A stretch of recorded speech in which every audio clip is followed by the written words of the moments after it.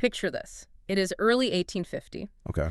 The United States is, it's an absolute powder keg. Right. Literally on the verge of splitting in two. Exactly. Yeah. And Southern leaders are storming into the White House. They are furious. They're threatening to tear the country apart over the expansion of slavery into the new Western territories, right? Yes, exactly. And the President of the United States, who, by the way, is a wealthy Southern plantation owner himself, he just stares them dead in the eye. Wow. He tells them that if they dare rebel against the Union, he will personally lead the federal army down south, and he will hang them himself. Yeah, he told them he would hang them with less reluctance than he had hanged deserters and spies on the battlefields of Mexico. It's wild. He didn't blink. Not at all. I mean, he was entirely prepared to shed the blood of his own peers to protect the federal government. It is one of the most intense cinematic standoffs in American history. And yet, it's a moment that has almost entirely vanished from our collective memory. Which is exactly why you're here. Welcome to the Deep Dive. Today, we have a massive stack of historical documents in front of us. Yeah, we're pulling from White House archives, military records, and even medical museum autopsy report. Because our mission today is to uncover the incredibly wild, largely forgotten narrative of Zachary Taylor. We're going to explore how a log cabin frontiersman became a legendary war hero. Right, and how his presidency defied absolutely every political expectation. We'll also look at the extreme personal toll that his patriotic service demanded from his family. And, of course, the frankly bizarre medical mystery surrounding his sudden death. You know, if you look at the political landscape today, you know how fractured things can feel. Oh, totally. That is why Taylor's story is so vital for you to understand. He represents this astonishing moment where a leader prioritized the survival of the United States above his own personal wealth. Above his social standing, too. Yeah, and his political convenience. We are talking about patriotism in its purest, most unyielding form. A man who viewed the Union as something sacred. So to understand how a man gets to the point where he is willing to execute his own political allies to save the country, we have to look at how he was forged. We're looking at a grueling 40-year military foundation. Right. Because Taylor was born in Virginia to a wealthy family, but when he was an infant, they moved out to the Kentucky frontier. So he grew up in a simple log cabin, completely surrounded by untamed wilderness. And that dual background gave him a psychological edge that very few leaders possess. Yeah, he understood the elite, wealthy planters of the South because of his family's roots, but he was raised in the mud and the dirt of the frontier. He had these rugged, unpretentious qualities that made him really relatable to the everyday pioneer. I mean, he joined the Army in 1808, and he essentially never left. He spent decades acting as the literal shield of the expanding nation. Right, policing the frontiers, fighting in the War of 1812. And navigating the brutal conflicts of the Seminole and Black Hawk Wars. But the crucible that truly cements his legendary status is the Mexican-American War. Specifically, the Battle of Buena Vista in 1847, because when you read the tactical reports from this battle, the numbers just defy logic. Oh, they make no sense at all. Taylor is sitting in a narrow mountain pass with barely 6,000 troops. Most of whom are untested volunteers, by the way. Right. And marching directly at him is Mexican General Santa Anna with a seasoned army of 20,000 men. And Santa Anna sends a message demanding unconditional surrender, basically saying, you know, we have you surrounded, save yourselves. And Taylor's response was a polite but absolute refusal. Which is crazy. By all conventional military logic, his forces should have been slaughtered. But he brilliantly used the narrow geography of the pass to funnel the larger army. And more importantly, he anchored his troops purely through his own physical presence. Yeah, when the American lines started to buckle under the sheer weight of the Mexican assault, Taylor rode his horse, Old Whitey, directly into the line of fire. Bullets were literally ripping through his coat. But his refusal to show fear or retreat instilled this iron discipline in his men. They held the line because their commander was risking his life right alongside them. He earned the nickname Old Rough and Ready for exactly that reason. I was trying to think of an analogy for his leadership style. Okay, what did you come up with? He wasn't just a frontline manager. He was like the structural, load-bearing pillar of a crumbling building. Oh, I like that. He refused to wear a pristine uniform. He wore a battered straw hat and a dusty coat. He shared their terrible hardtack rations and slept in the same freezing rain. But, you know, while he is out there building this mythological status as the ultimate American soldier, his wife, Margaret Taylor, is paying an unimaginable toll. Yeah, Margaret McCall Smith came from a Prominent, refined Maryland family. She was accustomed to high society. But when she married Zachary in 1810, she made a choice that very few military wives made at the time. Right. She followed him into the wilderness. Yeah. From one isolated, disease-ridden frontier outpost to another. And we really have to be clear about what a frontier outpost meant in the 1820s. We aren't talking about a quaint cabin in the woods. No, not at all. We are talking about rotting wooden forts in the middle of stagnant, mosquito-infested swamps in Louisiana and Mississippi territory. There is no medicine, there is no sanitation, and the cost to their family is just devastating to read about. It really is. In 1820, while stationed in Louisiana, they lost two young daughters. Octavia and Margaret. Yeah, they both died of bilious fever. And the suffering didn't end there. The frontier was so lethal that Zachary and Margaret eventually had to send their surviving children hundreds of miles away to Eastern boarding schools. Going years without seeing them just to keep them alive. And even then, tragedy followed them. In 1835, their 21-year-old daughter, Sarah, died of malaria. And what makes that even more haunting is that she died just 3 months after marrying a young Army officer who had served under Taylor. A man named Jefferson Davis. Exactly. The very man who would later become the president of the Confederacy. Wait, I am struggling to understand the psychology here. When you look at the sheer volume of suffering this family endured, burying multiple children, the constant physical danger. The decades of separation. Right. How does a family justify absorbing that much devastating loss? Is it just a blind, stubborn sense of military duty, or is there something deeper? I think it's the ultimate manifestation of the patriot's dilemma. For Taylor, the nation had basically become his family. Wow. He had watched his own children and countless young soldiers die to secure the borders of the United States. So in his mind, to walk away, to prioritize his own comfort when the country called upon him. It would render all of those agonizing sacrifices entirely meaningless. He believed the nation required a unifying figure to survive, and he was willing to throw himself onto the fire to be that figure. Which brings us to the 1848 presidential election. Taylor returns from the Mexican-American War as a towering national hero. And he is immediately drafted to run for president. And Margaret is utterly terrified. The source materials mention that she actively prayed every single night that he would lose the election. Yeah, she told people that putting him in the presidency would, quote, shorten both our lives. Please. She had finally gotten him home. They had a quiet little cottage in Baton Rouge. She just wanted peace.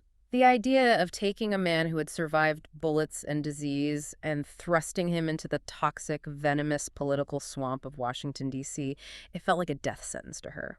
But her prayers go unanswered.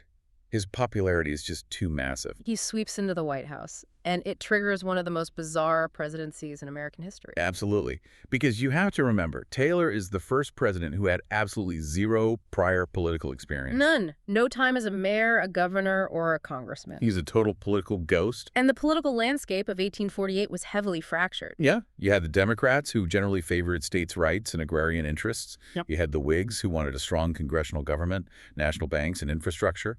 And you had the Free Soil Party, led by Martin Van Buren, whose entire platform was stopping the expansion of slavery into new territories. And Taylor didn't fit neatly into any of these boxes. Both the Whigs and the Democrats tried to claim him because he was a blank slate. He eventually aligned loosely with the Whigs, but he ran as a fiercely independent outsider. And the moment he steps into the Oval Office, he completely pulls the rug out from under the Whig Party bosses. Men like Henry Clay thought they were getting a popular military mascot, right? Someone who would just rubber stamp their agenda for a national bank and protective tariffs. Instead, Taylor just ignores them. He completely refuses to utilize the patronage system to reward political allies. And while Taylor is isolating himself politically downstairs in the Oval Office, Margaret is literally isolating herself upstairs. Right. She becomes an entirely reclusive first lady. She confines herself to the second floor of the White House, citing poor health. She delegates all official hosting duties to her daughter, Betty. Margaret spends her days knitting, attending daily church services, and quietly managing a staff of 15 slaves, completely detached from the chaos of her husband's administration. But looking at Taylor's strategy or lack thereof, isn't it incredibly dangerous for a nation on the brink of collapse to elect a man who refuses to play the political game? You would think so. Doesn't a total lack of political alliances invite disaster when you need to pass legislation? Well, in a normal era, yes. But in the crisis of 1850, it was exactly what the country needed. Think of him like a judge presiding over a mafia trial who owes absolutely no favors to the prosecution, the defense, or the local politicians. Right. Because Taylor had no political debts. He was completely unpredictable to a corrupt system. He didn't have to worry about alienating a voting bloc he'd spent 20 years cultivating. He viewed the impending crisis not as a politician trying to win re-election, but as a commanding general trying to keep his country from fracturing. And that crisis is the massive land acquisition from the Mexican-American War. The United States suddenly has all this new territory. And the singular, explosive question is, will slavery be allowed to expand into these new lands? Specifically, California and New Mexico. You have to view this through the lens of Taylor's background. He is a wealthy plantation owner with properties across Louisiana, Kentucky, and Mississippi. Right. He owns roughly 100 slaves. So the Southern political bloc fully expects him to be their greatest champion. They assume he will protect their economic and social interests by guaranteeing the expansion of slavery westward. But he blindsides them entirely. Yeah. He vehemently opposes the expansion of slavery into the new territories. He pushes for California and New Mexico to completely bypass the territorial phase and be immediately admitted to the Union as free states. We need to explain the mechanism of why bypassing the territorial phase was such a radical move. Good point. Normally, newly acquired land is organized as a territory first, right? Exactly. Settlers move in, and they spend years fighting, often violently, over the local laws, particularly regarding slavery, before they eventually apply for statehood. So Taylor realized that if he allowed California and New Mexico to become territories, it would trigger a bloody, prolonged proxy war between the North and South. By admitting them instantly as states with their own anti-slavery constitutions already written, he intended to slam the door shut on the debate entirely. And the political establishment panics. Henry Clay steps in with the Compromise of 1850. If you are unfamiliar with how this compromise functioned, it was essentially a massive appeasement package. Clay proposed that to pacify the furious South, they would enact a brutal new Fugitive Slave Act, forcing northern states to actively hunt down escaped slaves. And they would organize Utah and New Mexico under popular sovereignty, meaning the local settlers could vote to allow slavery.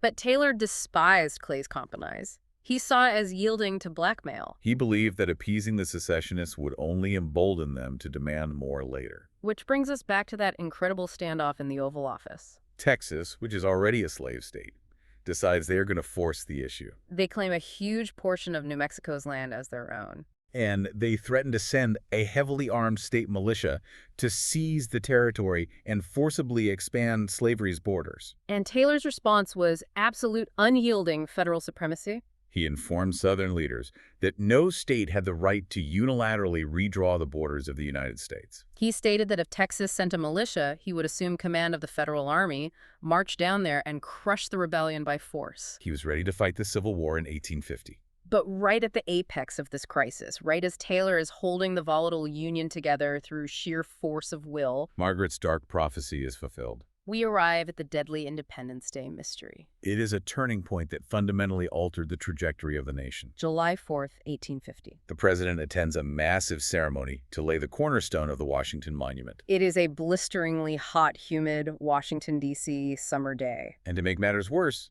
Senator Foote delivers a 2-hour dedication speech in the baking sun. 2 hours. So Taylor is exhausted, he is severely overheated, and he goes back to the White House and basically goes on a massive snacking binge. He feasts on raw vegetables, cucumbers, cabbage, sweet corn, and washes it all down with a large bowl of cherries and a heavy jug of iced milk. Which sounds like a recipe for a stomachache anyway, but within hours, he is struck by debilitating stomach cramps. The condition rapidly escalates into acute gastroenteritis, or what the medical community at the time called cholera morbus. And the details of what happens over the next few days are horrific. Oh, truly awful. Yeah. Because it is highly likely that the medical treatments he received killed him faster than the bacteria did. 19th century medicine was essentially educated guesswork, and the doctors decided they needed to aggressively purge his body of toxins. They subjected him to absolute medical torture. They applied leeches to drain his blood, weakening his already exhausted system. They intentionally raised painful blisters on his skin, operating under the theory that it would draw out internal impurities. And then the fatal blow, they forced him to ingest massive doses of calomel. Calomel is mercury chloride. Yeah, it is a highly toxic compound that forces the body to aggressively evacuate the digestive tract. So they were violently dehydrating him while simultaneously poisoning him with heavy metals. Within 5 days, the hero of Buena Vista, the man who survived decades of warfare, was dead in his bed. His sudden death sent absolute shockwaves through the political system. And almost instantly, the conspiracy theories began to circulate. Because if you look at the political map, the timing of his death was incredibly convenient for the pro-slavery faction that was terrified of his military threats. Exactly.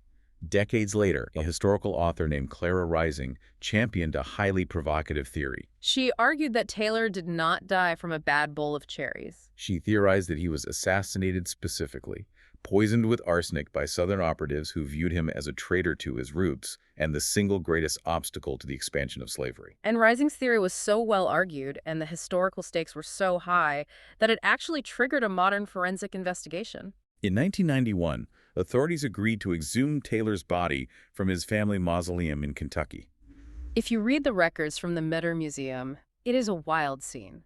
They literally had to use heavy power saws to cut through his lead-lined metal sarcophagus. They extracted samples of his hair, his bone, and his fingernails and sent them to a forensic laboratory to test for heavy metals. And the results were conclusive, but perhaps a bit disappointing for conspiracy theorists. Yeah, the forensic anthropologist did find trace amounts of arsenic in his remains, but as they explained, low-level arsenic exposure was actually quite common in the 19th century due to the environment and medical treatments. The concentrations were nowhere near the lethal threshold required to kill a man. So the medical examiner officially ruled out assassination. Which leaves us with the alternative, slightly less sinister, but equally fascinating theory, the White House plumbing. Yes. The building's water supply was fed by a nearby spring that was situated dangerously close to a night soil depository. That is a polite 19th century term for a dumping ground for human waste. Right.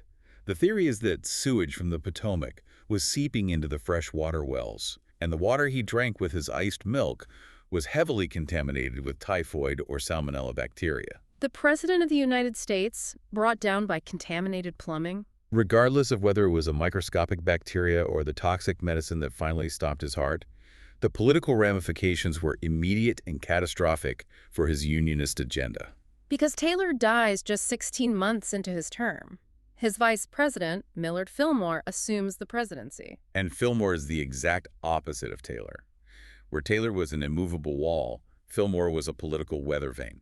Fillmore almost immediately reverses Taylor's aggressive stance. He fires Taylor's entire cabinet. He publicly supports Henry Clay's Compromise of 1850. He signs the entire package into law, including the deeply controversial and inflammatory Fugitive Slave Act. Rather than confronting the secessionist threat head-on with overwhelming federal authority, Fillmore chose the path of appeasement. He kicked the can down the road, emboldening the extremes on both sides. And the personal tragedy of all this is profound. It really is. Margaret Taylor, whose absolute worst nightmare had come true in the most public way possible, leaves the White House the very evening of his state funeral. She moves to Mississippi, lives in total grief-stricken obscurity, and dies of a fever just 2 years later. It is a devastating conclusion for a family that sacrificed almost everything for the nation's borders. And the tragic irony of the Taylor legacy extends even further. The man who was willing to lead a federal army to crush the Southern Rebellion, his only surviving son, Richard Taylor, would eventually become a highly capable lieutenant general in the Confederate Army. Wow. Yeah, he fought to destroy the very union his father had sworn to protect at all costs. It is a haunting contradiction that perfectly encapsulates the tragedy of the American Civil War.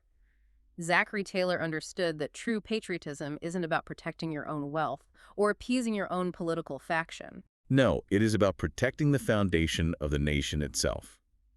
He was a soldier first, last, and always. He saw a mortal threat to the United States, and he marched directly at it, entirely indifferent to the personal consequences. Which leaves you with one lingering, massive implication to consider on your own. Right. When Taylor died, the Whig Party lost its only unifying national figure. And without his immense popularity to hold their fragile coalition together, the Whig Party completely collapsed. They vanished from American politics within just a few years. Which created a massive power vacuum, giving rise to a new, fiercely regional anti-slavery party called the Republicans. So, if Zachary Taylor had survived that July afternoon, would the Whig Party have survived as a national Union First coalition? Or did a bowl of contaminated cherries accidentally rewrite the entire architecture of the American political system? Perfectly setting the stage for the deeply polarized two-party geographic war that would tear the country apart in 1860. It's definitely something to think about.